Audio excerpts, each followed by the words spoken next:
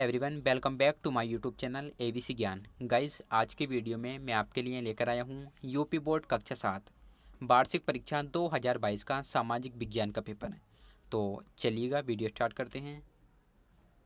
ये पेपर है आपका यूपी बोर्ड 7th क्लास वार्षिक परीक्षा एनुअल एग्ज़ाम 2022 का पेपर है सामाजिक विज्ञान का। ठीक है, 2022 का सामाजिक विज्ञान सोशल साइंस का पेपर है।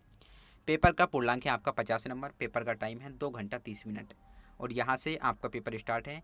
यह प्रश्न पत्र 2 खंडों में विभाजित है, क में और ख में। ठीक है, यहाँ से आपका खंड का स्टार्ट है भूगोल का पोर्शन।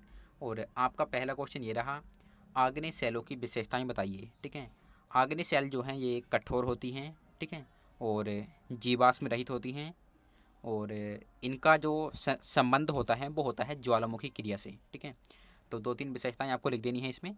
ये कठोर होती हैं, जीवाश्म रहित होती हैं और इनका संबंध ज्वालामुखी क्रिया से होता है। आगे देखते हैं दूसरा क्वेश्चन, ज्वालामुखी से लाभ और हानि बताइए। ठीक है, ज्वालामुखी विस्फोट से निकले लावे से निर्मित काली मिट्टी में गन्ना और कपास की अच्छी खेती होती है। ठीक है, ये तो हो गया लाभ इसका। और एक लाभ और हो जाएगा इसका, विस्फोट से, ज्वालामुखी विस्फोट से बहुमूल्य खनिज जो हैं वो बाहर आ जाते हैं। ठीक है, और अगर हम इसके नुकसान की बात करें तो जब ज्वालामुखी विस्फोट होएगा तो उसका जो लावा होता है निकलने के बाद में सैकड़ों सैकड़ों किलोमीटर तक की वनस्पति और जीव जंतुओं को ख़त्म कर देता है। ठीक है, और ज्वालामुखी विस्फोट से जो है भूकंप भी आता है, ये नुकसान हो जाएंगे उसके।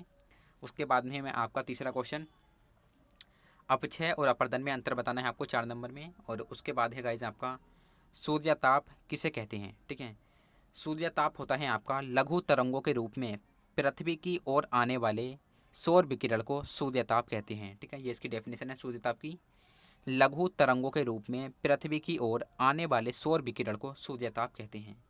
आगे है आपका 5वां क्वेश्चन, विक्षेपण किसे कहते हैं। और उसके बाद में है गाइज आपका लहरें कैसे बनती हैं, 6वां क्वेश्चन।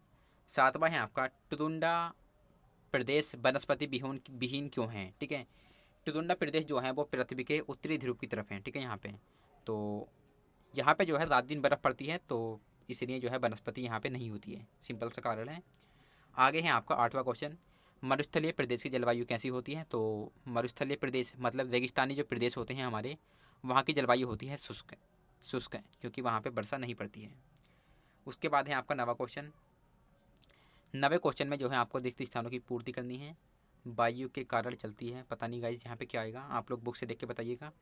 आगे है आपका ख, वायु की गति को मापते हैं हम एनीमोमीटर से। ठीक है, हिमालय जो है वो एक पर्वत है और अधिकतर भूकंप किसके महासागर के तट पर आते हैं, ये आपको बताना है। ठीक है, आगे देखते हैं गाइज क्या क्या है। यहाँ से है आपका 10वां क्वेश्चन। ठीक है, यहाँ पे आपको मिलान करने हैं। ठीक है, तो इसमें है आपका पहला सहारा, ये जितने भी हैं सब एक रेगिस्तानों के नाम हैं, डिजर्ट के नाम हैं। ठीक है, सहारा जो रेगिस्तान है वो पड़ता है आपका उत्तरी अफ्रीका में। ठीक है, आपका सहारा मिल जाएगा आपका अफ्रीका से। आगे है आपका विक्टोरिया, विक्टोरिया पड़ता है हमारा, विक्टोरिया रेगिस्तान पड़ता है हमारा ऑस्ट्रेलिया में। ठीक है, उसके बाद है थार, थार का तो आपको पता होगा एशिया, एशिया में पड़ता है ये, एशिया के भारत देश में। ठीक है, हमारे देश में पड़ता है राजस्थान में।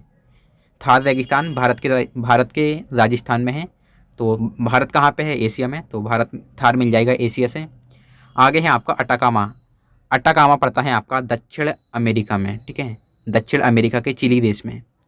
आगे है आपका एजीसीना, एजीसीना मिल जाएगा आपका उत्तरी अमेरिका से।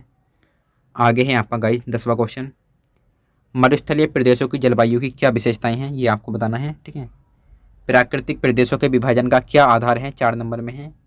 ज्वालामुखी विस्फोट में निकलने वाला लावा कहाँ एकत्रित होता है। डेल्टा का निर्माण कैसे होता है, तो ये क्वेश्चन मैं बता देता हूँ आपको डेल्टा वाला।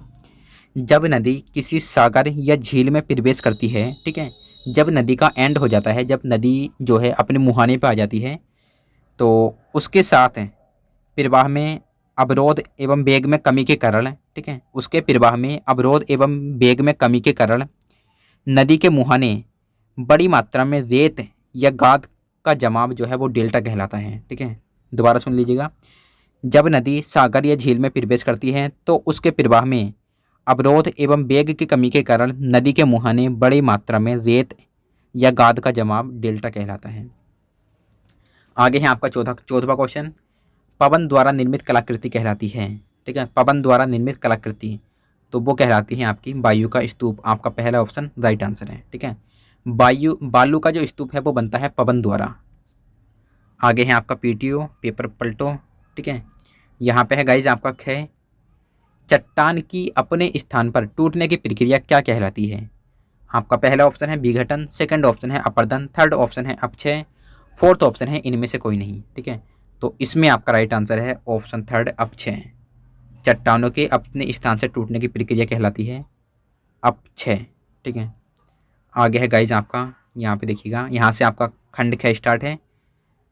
राजपूतों पर तुर्कों की विजय का क्या परिणाम हुआ। ठीक है, तो राजपूतों पर जो तुर्कों की विजय हुई थी वो हुई थी 1192 ईस्वी में। ठीक है, जब मोहम्मद गोरी ने तराइन के द्वितीय युद्ध में पृथ्वीराज चौहान को हराया था। तो उसके बाद में जो है मतलब भारत में मुस्लिम सल्तनत की स्टार्टिंग होती है। भारत का पहला तुर्क शासक कौन था? कुतुबुद्दीन ने प्रजा हित के क्या क्या कार्य किए। ठीक है, तो ये आपको बताने हैं। आगे है आपका 7वां क्वेश्चन, राष्ट्रपति का चुनाव कितने वर्षों के लिए होता है? तो ये होता है 5 वर्षों के लिए। भारत का प्रथम नागरिक वो कहलाता है राष्ट्रपति। ठीक है, आगे है आपका मारपीट के मामले, और ये 2 और हैं आपके, तो इन्हें आप कर सकते हैं। ठीक है, आगे देखते हैं गाइज, यहाँ पे है आपका 8वां क्वेश्चन, ये आपको मिलान करने हैं। ठीक है, ये भी आप कर लीजिएगा स्वयं। उसके बाद 9वां क्वेश्चन है आपका, दीवानी तथा फौजदारी में क्या क्या अंतर हैं? विधेयक के कानून बनने के 3 चरण पर लिखिए। खिलजी वंश का संस्थापक अलाउद्दीन खिलजी था, तो ये बिल्कुल गलत है। ठीक है, खिलजी वंश का संस्थापक अलाउद्दीन खिलजी का चाचा था जलालुद्दीन फिरोज खिलजी। ठीक है, आगे है आपका मलिक काफूर अलाउद्दीन खिलजी का सेनापति था, ये बात बिल्कुल करेक्ट है। ठीक है, अलाउद्दीन खिलजी का सेनापति मलिक काफूर था, जिसने साउथ इंडिया में जाकर वहाँ का बहुत ज़्यादा इलाका जीत दिया था अलाउद्दीन खिलजी को। ठीक है, उसके बाद में आप पे 2 और हैं। तो गाइज़ बस इतना ही था पेपर में आपके। आई होप आप लोगों को वीडियो अच्छी लगी होगी। जितना मुझसे आता था मैंने आपको बता दिया है, बाकी आप लोग सॉल्व कर लीजिएगा बुक से। तो बस bye bye, tata, take care.